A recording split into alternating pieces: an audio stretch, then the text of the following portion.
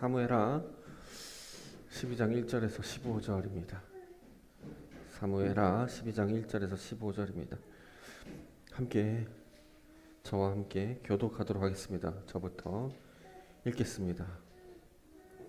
여호와께서 나단을 다윗에게 보내시니 그가 다윗에게 가서 그에게 이르되 한 성읍에 두 사람이 있는데 한 사람은 부하고 한 사람은 가난하니 가난한 사람은 아무것도 없고 자기가 사서 기르는 작은 암양 새끼 한 마리뿐이라. 그 암양 새끼는 그와 그의 자식과 함께 자라며 그가 먹는 것을 먹으며 그의 잔으로 마시며 그의 품에 누움으로 그에게는 딸처럼 되었거늘.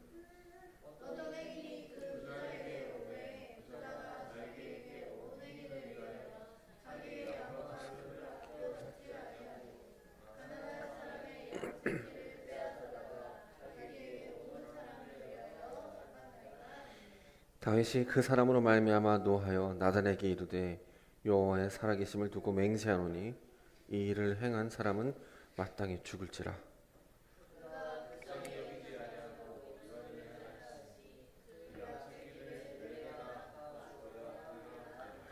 나단이 다윗에게 이르되 당신이 그 사람이라.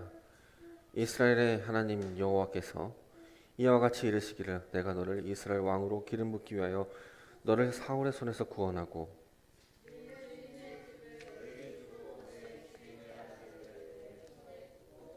이스라엘과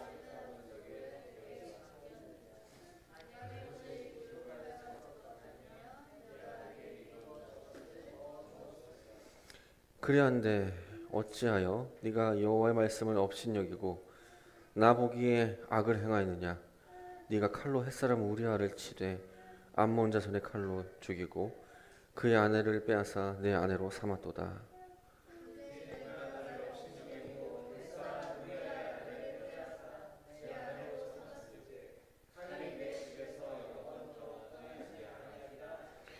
여호와께서 또 이와 같이 이르시기를 보라 내가 너와 내 집에 재앙을 일으키고 내가 내 눈앞에서 내 아내를 빼앗아 내 이웃들에게 주리니 그 사람들이 내 아내들과 더불어 백주에 동침하리라.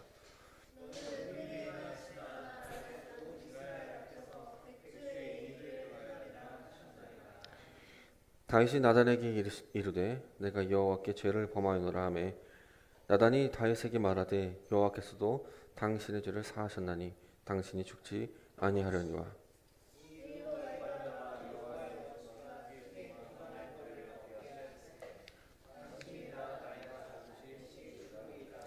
함께 읽겠습니다. 나단이 자기 집으로 돌아가니라.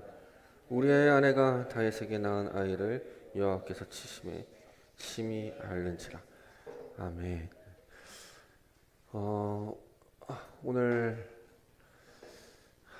설교 본문을 이렇게 준비하고 모든 교인들이 다 올 걸 생각하고 저는 설교를 준비합니다. 네, 오신 분만 오셔서 이거를 다음 주에 해야 되나 준비를 했기 때문에 같이 은혜 누리는 시간 되었으면 좋겠습니다. 당신이 그 사람이라 라는 제목입니다. 여러분 인생 가운데 가장 위험한 순간이 언제일까요? 위기의 순간일 수도 있겠고 또는 병들었을 때도 있거나 아니면 돈이 없을 때일 수도 있겠죠. 또는 핍박을 받을 때일 수도 있겠습니다. 많은 사람들은 그렇게 생각합니다. 병들었을 때, 돈이 없을 때, 핍박과 고통 가운데 있을 때 이때가 가장 위험한 순간이라고, 위기의 순간이라고 말합니다. 그러나 성경은 전혀 다른 말을 합니다. 성경이 보여주는 가장 위험한 순간은 모든 것이 잘 될 때입니다. 뭐라고요? 모든 것이 잘 될 때. 아무런 긴장이 없을 때. 이미 충분히 성공했다고 느껴질 때. 더 이상 긴장하며 싸울 필요가 없을 때. 적들이 다 굴복하고 전쟁이 다 끝나고 왕궁에서 편하게 쉴 수 있을 때. 때로는 하나님을 찾지 않아도 그럭저럭 살만할 때. 바로 그때가 가장 위험한 순간입니다. 오늘 우리가 만날 다윗이 바로 그 자리에 서 있습니다. 그가 어떤 사람인지는 다 잘 알리라 생각합니다. 골리앗 앞에서 두려움 없이 서가지고 골리앗에게 이렇게 말하죠. 너는 칼과 창으로 나에게 맞서겠지만 나는 만군의 여호와 이름으로 나에게 나간다라고 말했던 그 다윗이었습니다. 사울 왕이 다윗을 죽이려 했을 때 사울 왕을 2번이나 풀어주면서 하나님께 기름 부음 받은 자를 나는 해치지 않는다라고 선언했던 그 다윗이었습니다. 하나님이 마음에 합한 자라고 불렸던 그 다윗, 블레셋을 치고 암몬을 정복하고 주변의 모든 원수들을 다 정복하고 굴복시켰던 그 다윗. 그런데 그 다윗이 오늘 무너집니다. 또 아주 처참하게 간음을 하고 거짓말을 하고 은폐를 하고 살인까지 합니다.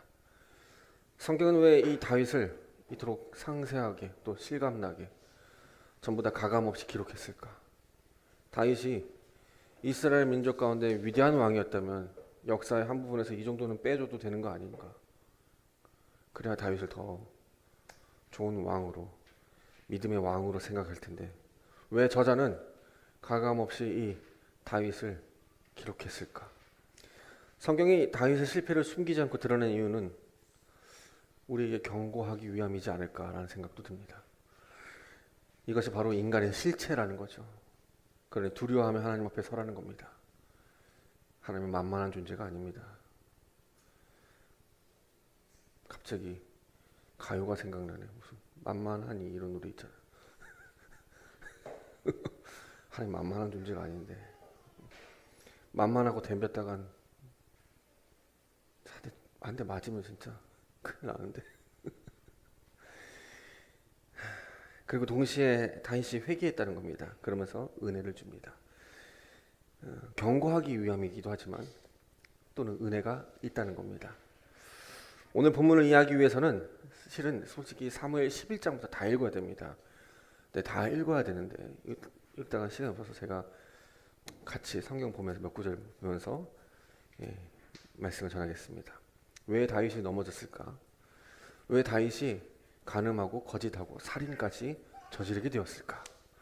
11장 2절을 한번 봅시다. 11장 2절입니다. 여러분 성경 있으면 성경 피시면서 PPT는 잠깐 나오는데 짧게.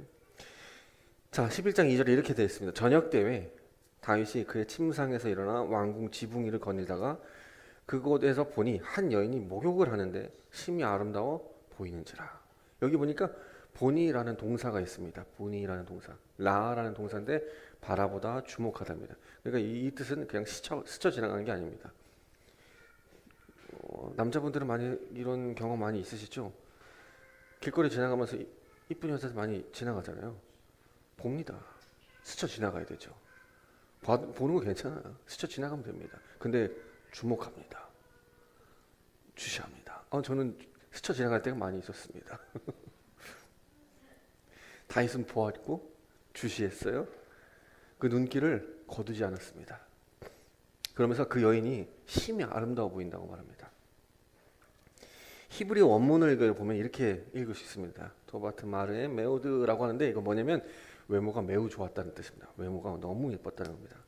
다윗이 그것을 자신의 눈으로 판단했습니다. 어떻게? 자신의 기준으로 아름다워 보였다는 겁니다. 자신의 욕망의 시선으로 그녀를 바라보았다는 겁니다. 그래요. 인간의 눈으로 아름답게 보이는 것을 탐하는 것, 그것이 어쩌면 죄의 시작일 수도 있습니다. 성경은 이 진리를 처음부터 반복해서 말합니다. 자, 창세기 3장 6절에 하와가 선악과를 따먹죠.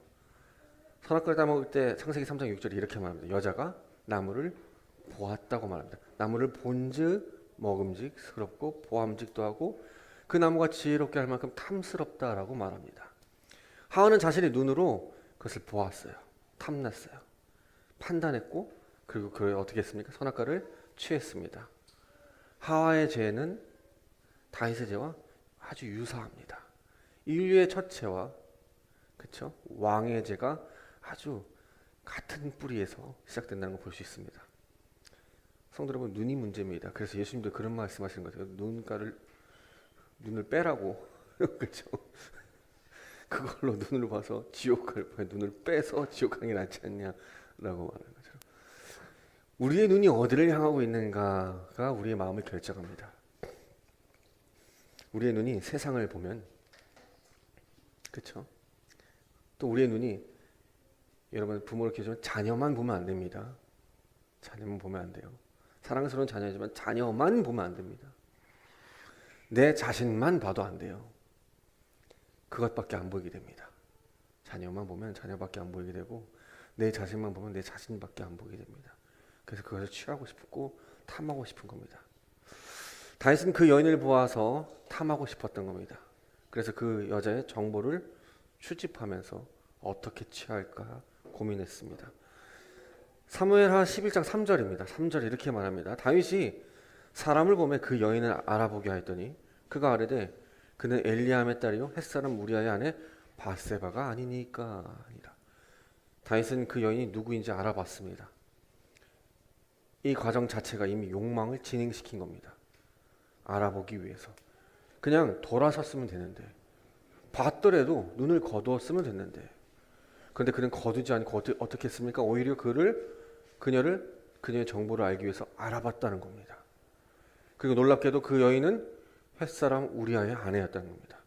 자, 이걸 들었을 때 다윗은 여기서 멈췄으면 됐습니다. 처녀가 아니었습니다. 유부녀였습니다. 당시 고대 근동의 유부녀는 남편의 소유물입니다. 남편 것입니다. 주인이 있는 것입니다. 바로 다윗의 충성스러운 우리아의 소유물이었던 겁니다. 지금 이 순간 전쟁터에서 다윗을 위해 목숨을 걸고 싸웠던 그 우리아의 아내였던 겁니다. 그런데 다윗은 거기서 멈추지 않습니다. 4절에 이렇게 말합니다. 다윗이 전령들을 보내어 그 여인을 데려오라고 말합니다. 왕의 권력이 욕망의 도구가 됩니다. 이제 다윗은 왕이었기 때문에 누구든 불러올 수 있었겠죠. 바세바는 왕의 명령을 거부할 수 없었습니다. 자, 이것은 단순한 불륜이 아닙니다. 권력을 이용한 강간입니다. 성경은 이것을 아주 가감없이 기록합니다. 그리고 바세바가 5절에 임신했다라고 기록됩니다. 죄의 씨앗이 뿌려졌습니다. 이제는 그 씨앗이 얼마나 무서운 열매를 맺는지 보게 됩니다. 자, 죄를 짓고 나면 인간이 가장 먼저 하는 일이 뭘까요? 죄를 짓고 나면 없던 일로 하고 싶어서 덮습니다. 덮고 싶어 합니다. 다윗은 바세바가 임신했다는 소식을 듣고 어떻게 했을까? 즉시 머리를 돌립니다. 계산을 합니다. 어떻게 없던 일로 할까? 이 일이 밖에 드러나면 안 되는데, 그럼 내가 쪽팔린데, 모든 것이 끝인데 어떻게 하지? 다윗은 우리아를 전쟁터에서 불러들입니다. 오라고. 우리아가 집에 들어와 아내와 동침하면 그 아이가 자신의 아이가 아니라 우리아의 아이라고 생각할 것이기 때문에, 그래서 자신의 죄가 자연스럽게 감춰질 것이라고 생각했습니다. 그래서 우리아를 불러들인 후 8절에 이렇게 말합니다. 8절 봅시다. 다윗이 우리아에게 이르되 네 집으로 내려가서 발을 씻으라 하니 우리아가 왕궁에서 나가매 왕의 음식물이 뒤따라 가니라. 자, 다윗이 우리아에게 뭐라요? 발을 씻으라고 말합니다. 발이 뭘까요? 제가 써놨죠, PPT에. 전쟁 중에 땀이 나고 피가 튀기기 때문에 몸 깨끗이 해서 샤워하고 깨끗이 한 다음에 좀 쉬어라라는 얘기가 아닙니다. 이 표현은 뭡니까? 발은 성기를 말합니다. 고대 근동사회에선 성기입니다. 자, 너 힘들었지? 아내와 너 욕정 참 전쟁통에서 참으려 힘들었잖아. 내가 맛있는 음식 줄게. 발을 씻고 아내와 잠자리 가져 라는 얘기입니다. 동침하라는 뜻입니다. 전쟁 중에 얼마나 힘들었겠냐. 그렇죠? 네 욕망을 제어하려고. 그러니 발 닦고 네 성기를 깨끗이 하고 잠자리를 가져라. 그러면서 다윗은 어떻게 합니까? 왕의 음식물을 보냅니다. 내가 너 이 맛있는 음식도 먹으면서 충성스러운 그 우리아에게 이 음식을 주면서 자, 네 아내하고 자라 라는 얘기입니다. 무섭죠? 전쟁터에서 고생한 충성스러운 군인을 마치 성경을 보면 배려한 것처럼 보입니다. 근데 배려가 아닙니다. 아주 치밀한 범죄 계획을 세운 겁니다. 다윗은 우리아 집에 들어가서 바세바와 동침하면 바세바 뱃속에 있던 그 아이가 원래 다윗의 아이인데 우리아의 아이로 생각되기 때문에, 그래서 바세바가 임신을 했다는 것이 완벽하게 내 아이가 아니라 우리아의 아이구나라고 덮어지기 때문에 그렇게 얘기합니다. 여러분, 이 장면이 얼마나 섬뜩합니까? 단순히 죄를 감추는 게 아니라 죄를 무고한 사람에게 덮어 씌우는 겁니다. 죄는 이렇게 작동합니다. 죄는 처음에는 감추려 하고, 그 다음에는 거짓말하고, 그 다음에는 무고한 사람을 이용합니다. 죄는 자기 혼자 잘하지 않습니다. 반드시 피해자를 만들어갑니다. 그런데 이 우리아가 어떻게 행동을 하죠? 집에 가지 않습니다. 11장 1절 11절입니다. 우리아가 다윗에게 이르되 언약궤와 이스라엘과 유다가 초막에 머물고 내 주 요압과 내 주의 신하들이 들에 진치고 있거늘 내가 어찌 내 집에 들어가서 먹고 마시고 내 아내와 동침하오리이까. 나의 사심과 당신의 혼의 삶을 두고 맹세하노니 내가 이런 일을 행하지 아니하겠습니다. 근데 왜 우리아는 집으로 안 들어갔을까요? 왕이 집으로 가서 자라고 하는데 왜 안 갈까요? 혹시 자신의 아내를 왕이 취했다는 것을 알고 있지는 않았을까요? 그래서 술이 취해도 집에 들어가지 않지 않았을까요? 성경학자들마다 분분합니다. 근데 제가 성경을 준비하다가 월터 브루그먼이라는 성경학자가 이런 말을 합니다. 우리아가 집에 가지 않은 것은 단순한 군사적 경험만이 아니라 오히려 우리아가 이미 이 사실을 알고 있지 않았을까라고 파악합니다. 왜냐하면 왕궁은 비밀이 없습니다. 심지어 밧세바를 데려올 때 다윗이 가서 데려온 게 아니라 전령들을 보내서 데리고 왔습니다. 예루살렘이라는 도시는 아주 작은 도시입니다. 혹시 그 그림 같은데, 미술관 같은데 보면 다윗이 밧세바를 쳐다본 그림 보면 옆집 같죠? 옆집 정도면 아주 근처에 있는 사람입니다. 혹시 우리아가 이 사실을 알고는 있지 않았을까? 근데 성경은 이 얘기에 대해서는 말하지 않습니다. 그러나 유추할 수 있겠죠. 그러나 한 가지 분명합니다. 다윗은 2번, 3번 시도했다는 겁니다. 제발 좀 가서 자라고. 제발 좀 가서 자라고. 근데 우리아가 술에 취해도 가지 않습니다. 술에 취했는데도 집에 들어가지 않고 전쟁터로 갑니다. 덮으려고 했던 계략이 실패됩니다. 다윗의 죄악은 여기서 끝나지 않습니다. 자, 최악의 선택을 합니다. 사무엘하 11장 15절입니다. 다윗이 이렇게 말합니다. 다윗이 요압에게 편지하되 너희가 우리아를 맹렬한 싸움에 앞세워두고 너희는 뒤로 물러나서 그에게 맞아 죽게 하라 하였더라. 자, 요압에게 편지합니다. 뭐라고요? 우리아를 전쟁터에 내보내서 우리아를 맨 앞에 보내라. 그리고 우리아만 보내는 게 아니라 우리아와 같이 싸웠던 군대들 같이 다 앞으로 보낸 다음에 너희는 빠져라. 그리고 우리아와 함께 같이 갔던 군인들을 다 거기서 죽게 만들어라 라고 말합니다. 그런데 이 편지가 누구의 손에 들렸을까요? 14절에 이렇게 말합니다. 다윗이 우리아의 손에 편지를 들어 요압에게 보내라고 말합니다. 자, 이 구절을 읽을 때 가슴이 먹먹해지지 않나요?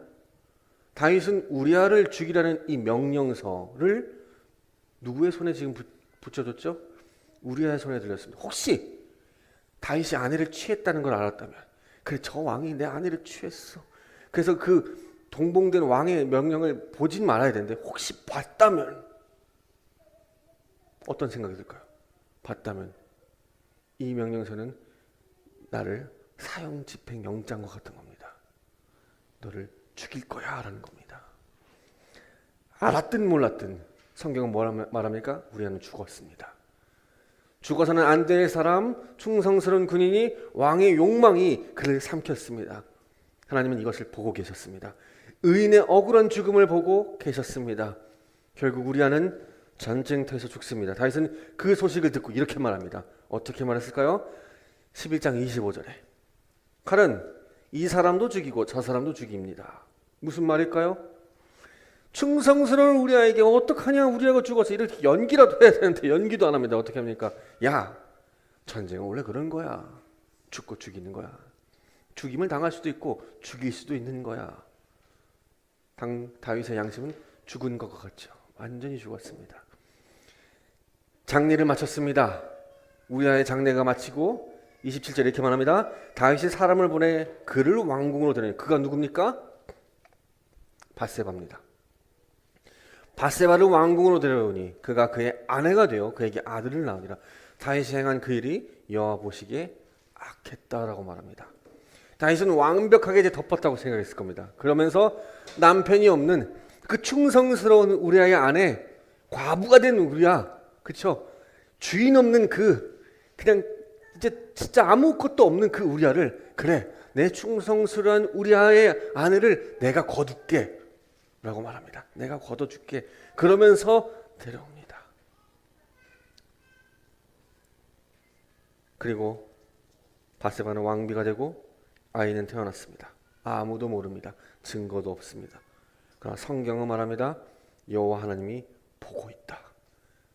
여러분이 인간의 눈은 속일지 몰라도, 역사의 기록은 지울 수 있어도, 증인들을 다 침묵시킬 수 있어도 하나님의 눈은 피할 수 없습니다.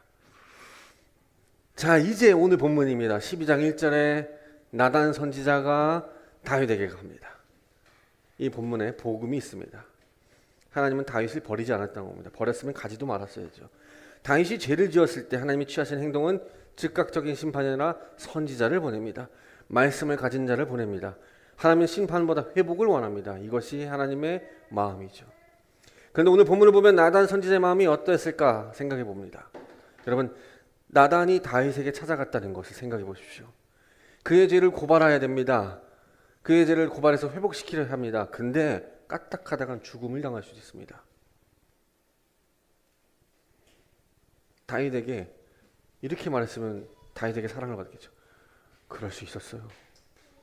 그 얼마나 힘들었어요. 그 사랑 얼마나 힘들었을까. 갖지 못했던 사랑, 그 왕의 심정이 얼마나 힘들었을까요. 마음고생 많이 했어요. 이렇게 했으면 다윗이 나단을 어떻게 했을까요? 환대했겠죠. 위로의 선지자가 됐겠죠. 좋은 말 해주는 선지자가 됐겠죠. 근데 나단은 그렇게 하지 않았습니다. 교수님께서 목사라는 직업에 대해서 이렇게 말한 적이 있습니다. 목사는 선지자와 같아야 돼 라고 말합니다. 목사는 위로만 하는 게 아니야. 위로를 많이 하니까 교회가 커지는 거야. 위로하지 말아봐. 교회가 작아지지. 목사는 뭐 해야 돼? 죄인을 돌이켜야 돼. 죄인을 돌이키려면 뭘 해야 됩니까? 죄를 고발해야 돼. 그 고발함과 동시에 그 심령이 그 스스로 하나님 품으로 돌아가야 돼. 말씀을 전하는 사람은 죄를 고발하는 거야. 참된 목회는 성도의 잘못을 위로하는 게 아니야. 참된 목회는 성도가 바르지 못할 때 견책해야 돼. 때로는 책망해야 돼. 때로는 공동체에서 쫓아내야 돼. 나단 선지자처럼 말이야 라고 말했던 게 기억이 납니다. 나단은 알고 있었습니다. 다윗의 죄를 알고 있었어요. 그런데 나단 선지자는 바로 당신이 간음했고 살인했습니다라고 말하지 않습니다. 비유를 듭니다. 오늘 설교 시간처럼 말입니다. 여러분 설교 시간에 다 아시죠? 여러분이 예수님이 왜 잘 못 믿고 있는지 알잖아요. 왜 신앙이 힘든지 아시죠? 스스로 다 알 거예요. 다 마음속에 다 갖고 있잖아요. 말씀 안 보는 거, 기도 안 하는 거, 뜻대로 안 하는 거 다 알잖아요. 우리 죄 가운데 빠지고 다 알잖아요. 다 압니다. 근데 목사가 한 본문을 갖고 계속 20-30분 동안 얘기합니다. 어떤 누추함, 어떤 연약함이 있는지 자꾸 비유를 듭니다. 자, 이제 나단 선지자가 다윗에게 이렇게 얘기합니다. 한 성읍에 두 사람이 있어요. 한 사람은 엄청난 부자예요. 한 사람은 엄청 가난합니다. 그 부한 사람은 양과 소가 너무 많았어요. 가난한 사람은 아무것도 갖지 않았습니다. 가난한 사람은 간신히 자기에 있는 돈을 모으고 모아서 암양 새끼 한 마리를 샀어요. 그 암양 새끼가 자신에게 있는 전부예요. 왜냐하면 내 전부를 다 팔아서 샀거든요. 그 암양 새끼가 내 자식 같은 거예요. 내 전부기 때문에. 그래서 먹을 것을 주고 내가 먹던 그릇에서 밥을 주고 물을 줬어요. 심지어 그 암양 새끼와 잠도 같이 잤어요. 그 양은 동물이지만 그 가난한 사람에겐 딸과 같은 존재예요. 어떤 행인이 나그네가 부자에게 왔습니다. 부자는 자기에게 왔던 그 나그네를 그냥 보낼 수 없어서 가난한 사람의 양을 빼앗아, 그 한 마리 양을 빼앗아 행인에게 줍니다. 그 얘기를 들었던 다윗이 분노를 합니다. 화를 내면 이렇게 말합니다. 12장 5절에 하나님이 살아계심을 두고 내가 맹세합니다. 이 일을 행한 사람은 정말 마땅히 죽어 마땅합니다. 이 사람은 죽여야 됩니다. 그가 불쌍히 여기지 아니하고 이런 일을 행하다니, 그 양 한 마리를 가져오다니 그 사람은 네 배나 갚아줘야 됩니다. 율법적인 얘기입니다. 화를 냈습니다. 다윗이 분노했습니다. 이런 주자는 죽어 마땅합니다 라고 합니다. 그러나 그 분노는 자신에게 향하고 있지 않습니다. 우리는 자신의 죄에 대해서는 무감각하지만 타인에 대해서는 아주 분노하죠. 우리가. 이것이 죄의 무서운 측면입니다. 그러면서 나단이 말합니다. 나단이 뭐라고 말합니까? 너야. 너라니까? 그게 너야. 너. 당신이 그 사람. 원래 원문대로는 당신 그 사람입니다. 당신 그 사람 이렇게 써 있습니다. 너. 나단이 말합니다. 너라고. 그러면서 나단이 이렇게 말합니다. 넌 다 가졌잖아.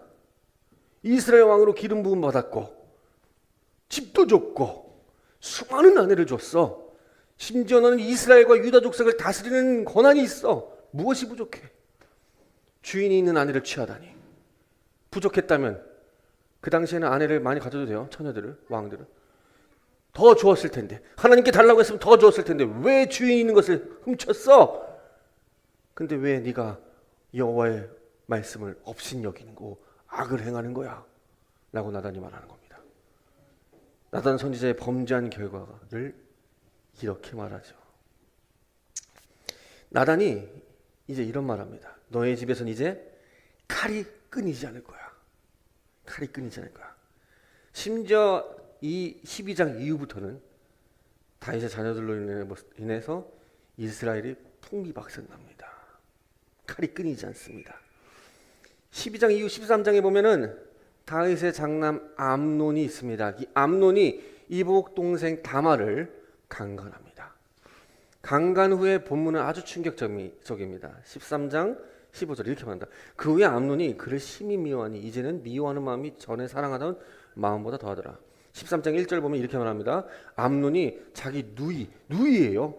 네, 누이를 다말을 사랑했다고 합니다. 그래서 병까지 있었어요. 너무 사랑해서 너무 좋아서 얘를 가지려고 막 병까지 있었어요. 그래서 가졌어요. 강간을 해버린 거야. 그리고 나서 15절에 뭐랍니까? 내가 예전에 사랑했던 그 마음보다 미움이 더 크다고 말합니다. 욕정의 본질이에요. 욕정은 상대를 사랑하는 게 아닙니다. 욕정은 상대를 도구 삼습니다. 이 장면 어디서 봤죠? 다윗이 했던 겁니다. 아버지가 뿌린 씨앗이 아들에서 열매를 맺고 있습니다. 여러분 기억하세요. 죄의 패턴은 대물림됩니다. 다말은 이제 어떻게 됩니까? 오빠 그 암논한테 강간을 당했어요. 이제 어떻게 될까? 소문이 났을 거예요. 얘는 이제 평생 동안 수치 속에 살 겁니다. 다윗이 이 소식을 들었어요. 근데 심히 노하였지만 아무 대처를 하지 않았어요. 암논을 뭐라고 했던가 쫓아냈던가 했었는데 아무것도 취하지 않았어요. 화는 났지만 그 침묵이 압살롬의 가슴에 복수의 씨앗이 납니다. 압살롬이 누굽니까? 누이, 자신의 누이를 겁탈한 동생입니다. 그래서 이 압살롬은 2년 있다가 어떻게 하냐면 그 암논을 죽입니다. 그리고 도망쳤다가 압살롬은 귀환합니다. 다윗은 예루살렘을 버리고 이 압살롬이 와서 이제 다윗을 위해 추격하는 압살롬을 도망가서 감람산에 오릅니다. 그리고 웁니다. 이스라엘 위대한 왕이 아들에게 쫓겨 도망갑니다. 자, 그리고 사무엘하 16장 22절 이렇게 말합니다. 이에 사람들이 압살롬을 위하여 예루살렘에 장막을 치니 압살롬이 온 이스라엘 목전에서 그의 아버지의 후궁들과 뭐였죠? 동침했다. 자, 압살롬이 다윗의 아내들을 다 동침해버립니다. 다 잡아버립니다. 왜 그럴까요? 고대 근동사회에서는 왕이 바뀌면 왕의 아내들을 다 취해버립니다. 무슨 뜻일까요? 내가 왕이야 이제부터. 이제 왕의 자리는 내가 차지한다라는 권력적 정치적 선언입니다. 이게 아시리아하고 바벨론 문헌에 많이 나옵니다. 나단이 다윗에게 말한 대로 다 이루어집니다. 뭐라고요? 백주되는 낮에 이 일이 일어날 거야. 하나님은 공의의 하나님입니다. 죄가 용서되었다고 기억하십시오. 죄가 용서되었다고 죄의 결과가 사라지지 않습니다. 그래서 로마서에 말하죠. 죄의 삭은 사망입니다. 결국 압살롬 죽습니다. 누구의 손에? 요압의 손에 죽습니다. 요압이 누구죠? 우리아를 앞에 내보내고 뒤로 빠졌던, 다윗의 말을 들었던 그 요압이 압살롬을 죽입니다. 그러면서 아들이 죽고 다윗은 통곡합니다. 사무엘하 18장 33절에 왕이 몸을 심히 떨며 성문 위층에 올라가 운대요. 그가 울며 이르기를 내 아들 압살롬아, 내 아들 압살롬아, 차라리 내가 너를 대신하여 죽었더라면 압살롬 내 아들아 라고 했다라고 합니다. 차라리 내가 너를 대신해 죽었더라면, 이 한마디가 다윗의 모든 것을 무너뜨립니다. 한 사람의 죄가 한 가문의 역사를 바꿉니다. 한 순간의 선택이 수십 년의 눈물로 만들어버립니다. 다시 오늘 본문으로 돌아옵시다. 나단 선지자의 말을 듣고 다윗은 어떻게 합니까? 즉시 회개합니다. 그래서 다윗이 하나님의 은혜를 받은 복된 자이면 틀림없습니다. 다윗이 그렇게 얘기하고 나서 12장 13절에 이렇게 말합니다. 내가 여호와께 범죄했습니다. 다윗이 여기서 위대한 거죠. 내가 여호와께 범죄했습니다. 뭐예요 이 뜻이? 변명이 없습니다. 다윗은 밧세바가 너무 예뻐서 내가 그렇게 했는데요, 너무 예쁜 거야. 저 여자는 그냥 보고 갈 수가 없어. 이러지 않았다는 거예요. 내가 왕이라 어쩔 수 없이 그렇게 했어요. 그래도 덮을 건 덮어야죠. 이런 변명하지 않습니다.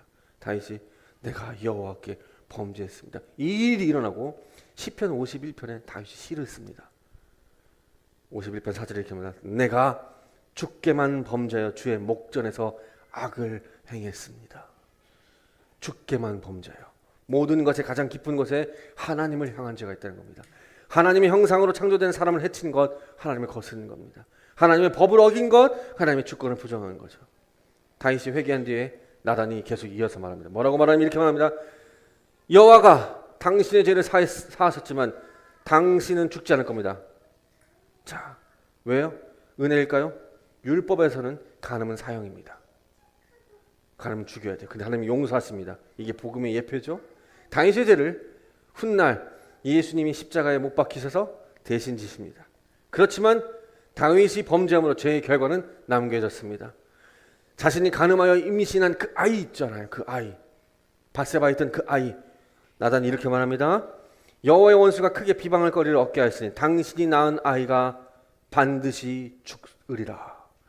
죽는다고 말합니다. 죄는 용서받을 수 있습니다. 그러나 죄의 결과는 남을 수 있습니다. 영적 관계는 회복될 수 있습니다. 그러나 인과의 흔적은 남습니다. 그러므로 처음부터 죄 짓지 말아야 됩니다. 죄를 지었다면 빨리 두 손 들고 주님 앞에 나와 회개해야 합니다. 나단이 당신이 낳은 아이가 반드시 죽는다고 합니다. 그래서 진짜 죽습니다. 심하게 아이가 앓다가 죽습니다. 고통 속에 있었고 상심 속에 있었습니다. 그래서 다윗이 통곡합니다. 다윗이 이렇게 고백합니다.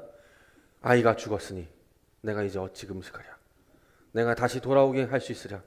돌아올 수 없다는 것을 알지만 끝내 나 또한 죽으면 내 아이를 만날 것이다. 여기서 그래도 다윗은 부활이라는 걸 믿은 것 같아요. 부활을 믿은 것 같아요. 다윗이 이렇게 말하는 겁니다. 내가 범죄했어요. 내가 범죄했어요. 그 내 범죄 때문에 내 자녀가 죽었어요. 너무 슬퍼요. 너무 아파요. 너무 고통스러워요. 그러나 이제는 난 돌이킬 거예요. 내 자리로 돌아갈 거예요. 죽었고 끝이 났지만 내 자리로 돌아갈 거예요. 그리고 하나님이 맡기신 일을 충성스럽게 살 거예요. 내가 몸을 씻고 기름을 바르고 옷을 단정하게 입고 하나님 전에 들어가서 예배하고 내 맡겨진 왕을 충성스럽게 다하고 음식을 먹을 거예요. 나에게 맡겨진 일을 다 한 후에 하나님 나라에 들어가서 죽었던 내 아이를 볼 거예요 라고 말하는 겁니다.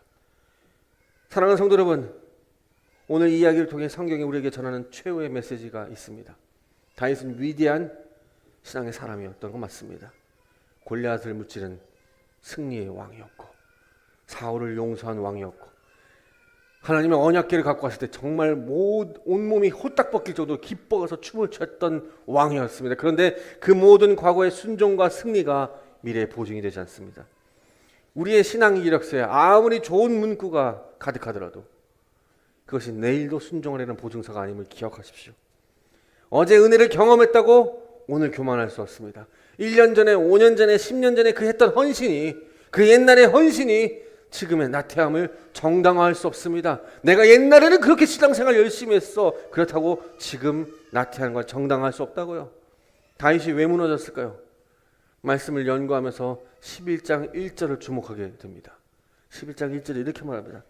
해가 돌아와서 왕들이 출전할 때가 되매 다윗이 요압과 그의 신하들과 온 이스라엘 군대를 보내니 그들이 암몬 자손을 멸하고 라빠를 에워싸고 다윗은 예루살렘에 그대로 있었더라. 이 구절에서 가장 중요한 단어가 무엇일까요? 마지막 단어입니다. 다윗은 예루살렘에 그대로 있었다는 겁니다. 성경은 왕들이 전쟁터에 나갈 때 같이 나갔어야 됩니다. 히브리 원문의 표현이 이렇게 말합니다. 왕들이 나아갈 때, 원래 본문에 왕들이 나아갈 때 무슨 뜻일까요? 왕의 의무가 있다는 겁니다. 전쟁에 나가야 된다는 겁니다. 지금 우리가 전쟁 중에 있잖아요. 너 나갔어야 되는 거예요. 근데 어디 있습니까? 지금 다윗이 예루살렘에 있다는 겁니다. 궁궐 안에 있었다는 겁니다. 전쟁 중에 나갔어야 되는데 궁궐에서 지금 놀고 있었다는 겁니다. 이것이 모든 비극의 출발이라는 거예요. 죄는 종종 내가 있어야 할 자리에 없을 때 나타납니다. 사역을 이탈했을 때, 말씀과 기도의 자리를 이탈했을 때, 여러분 부르심에서 다 벗어났을 때, 성도로서 예배 자리에 충성되지 않을 때, 여러분 귀한 사람이에요. 그 공백 안으로 뭐가 들어옵니까? 세상에 유혹이 들어온다고요. 그렇지 않나요? 예배 한 번, 두 번, 세 번 빠지면 뭐가 들어올까요? 안일해져요. 하나님 안 치네 날. 괜찮네. 이렇게 살아도 괜찮네. 하나님 너무 은혜로워. 나 같았으면 진짜 한 번만 왔으면 다리 몽둥이 하나 빼뜨리고 두 번째 하면 이거 팔도 부러뜨리고 이럴 텐데 하나님은 너무 은혜로워. 그렇죠? 너무 은혜로워. 그렇게까지 하는 거야. 믿음이 아무리 좋아도 그래도 하나씩은 부러뜨려야 되는데 너무 은혜로우시오. 근데 아무 일이 일어나지 않아요. 여러분이 지금 있어야 할 자리가 어딜까요? 예배의 자리, 가정의 자리, 사명의 자리, 봉사의 자리예요. 아니면 어느 순간 이 정도면 됐지라고 생각하면서 그 자리를 비워두고 있지 않은지. 제가 선교단체 했었잖아요. 우리 맞죠? 다 선교단체 한 가정 다 선교단체 하신 분들 있죠. 이 집사님 선교단체고. 선교단체 후배들을 보면 안타까울 때가 있어요. 예전에 그렇게 공부하라 하는데 공부 안 하고 책 풀고 공부하라고 하는데 공부 안 하고 단기 선교 가고 학교 수업 다 빠지고 예배 자리 오고 선교단체에 사람끼리 매일 먹고 자고 살고 했던 그 사람들이 다는 아니지만 대다수 많은 사람들이 그땐 그랬지. 이때도 지금 노래 하나 생각나네. 그땐 그랬지라는 노래 생각나네. 그땐 그랬다는 거야. 그땐 그렇게 열심히 했다는 거야. 근데 마치 오늘 다윗처럼 있어야 할 자리에 있지 않는다는 겁니다. 그렇습니다. 우리의 죄에 가장 쉽게 넘어지는 순간은 자리 이탈할 때예요. 이탈하면 안 돼요, 여러분들. 성도의 본분에 이탈할 때예요. 그때 우리의 죄는 쉽게 넘어집니다. 말씀을 읽어야 할 자리를 비울 때, 기도해야 할 자리를 비울 때, 예배 자리를 소홀히 여길 때, 가정에서 아버지로 어머니로 자녀로 서야 할 자리를 포기할 때, 교회 안에서 막혀진 사명의 자리를 포기할 때, 이 정도면 됐다라고 내려놓을 때, 바로 그때 그 공백 속에 세상의 유혹이 물밀듯 밀려옵니다. 다윗은 전쟁터를 떠났기 때문에 무너진 겁니다. 하나님 자신에게 맡기진 왕의 자리를 떠났기 때문에 무너진 겁니다. 그 자리에 있었더라면 그는 그 여인을 바라보지 않았을 겁니다. 바울도 이 말을 합니다. 바울이 이렇게 말합니다. 고린도전서 9장 27절에 내가 내 몸을 쳐 복종하게 하면 내가 남에게 전파한 후에 자신이 도리어 버림을 당할까 두려워함이라. 내가 이렇게 복종하는 이유는 내 몸을 친대요. 내 몸을 칩니다. 그게 무엇일까요? 육체적으로 힘듭니다. 고통스럽습니다. 내 몸을 쳐서 이렇게 하는 이유는 내가 도리어 버림을 당할까 두렵다라고 말합니다. 바울이 자신의 몸을 쳤습니다. 내가 있어야 할 자리에 이탈하지 않기 위함입니다. 자리를 지키는 것이 영적 전쟁이에요. 그게 영적 전쟁이에요, 진짜. 목사가 목사의 자리를 이탈할 때 뭐가 일어나요? 교회가 무너집니다. 집사가 집사의 자리를 이탈할 때예요. 그 자리를 지키는 자체가 죄를 막는 방어선이에요. 여러분 기억하십시오. 우리가 있어야 할 자리를 지키는 것이 순종입니다. 오늘 내가 서야 할 자리 조용히 충실하게 살아가는 것, 그것이 오늘 우리가 해야 할 일입니다. 건전한 신앙은 긴장을 유지하는 거예요. 건전한 신앙이 뭐예요? 긴장감이 있어야 돼요. 긴장 빠뜨리면 안 돼요. 맨날 긴장감 없이 교회 올 때도 긴장감 없이, 목사님 긴장감 있고 어떻게 삽니까? 그렇게 긴장감 있게 좀 살아요 제발 좀 라고 말해야 됩니다. 여러분들, 신앙은 긴장감이에요. 긴장 없는 신앙, 긴장 없는 믿음 없어요. 그 긴장이 평안이에요. 왜? 그 긴장을 통해서 죄에서 멀어집니다. 하나님과 함께 경험하기 때문입니다. 건강한 신앙의 모습은 항상 긴장감 유지하는 겁니다. 두려움에서 오는 긴장이 있어야 됩니다. 하나님을 두려워하는 마음입니다. 사랑과 경외에서 오는 긴장입니다.